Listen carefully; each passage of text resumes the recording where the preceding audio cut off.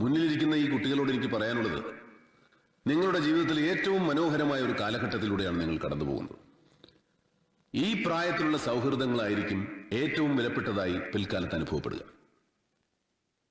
നിങ്ങളെ കാണുമ്പോൾ എനിക്ക് എന്റെ കുട്ടിക്കാലം ഓർമ്മ വരികയാണ്. നിങ്ങൾക്കിപ്പോ നല്ല ഉടുപ്പുകളുണ്ട്, കഴിക്കാൻ ആഹാരമുണ്ട്, പല നിറത്തിലുള്ള വർണ്ണക്കടലാസുകളിൽ പൊതിഞ്ഞ പുസ്തകങ്ങളുണ്ട്. ഇതൊന്നുമില്ലാതിരുന്ന അശോകരാജിനെ കുറിച്ച് നിങ്ങൾക്ക് സങ്കല്പിക്കാൻ കഴിയും. അന്നവൻ വെറും അശോകനായിരുന്നു. നിർധനായ രാജന്റെ മകനായിരുന്നു.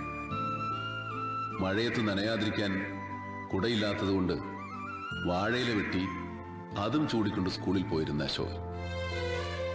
ഓരോ വ്യക്തിയുടെ ജീവിതത്തിലും കൃത്യമായി സ്വാധീനം ചെലുത്തുകയും മുന്നോട്ടുള്ള യാത്രയ്ക്ക് പ്രചോദനമായി തീരുകയും ചെയ്യുന്ന ഏതെങ്കിലും ഒരാളുണ്ടാവും. കാതിൽ ചുവന്ന കല്ല് വെച്ച് കടുക്കനിട്ട ഒരു കൊച്ചു കൂട്ടുകാരൻ എനിക്കുണ്ടായിരുന്നു. ഒന്നുമില്ലാത്ത അശോകനെ എന്തെങ്കിലുമൊക്കെ ആക്കി തീർത്ത ബാലചന്ദ്രൻ, എന്റെ പ്രിയപ്പെട്ട ബാലൻ.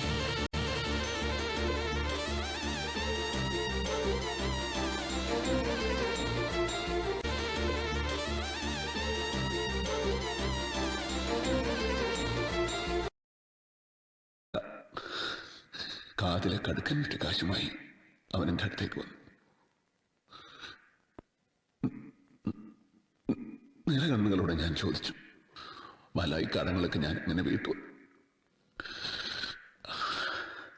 അപ്പൊ അവൻ പറഞ്ഞു, എനിക്കൊന്നും തിരിച്ചു വേണ്ട.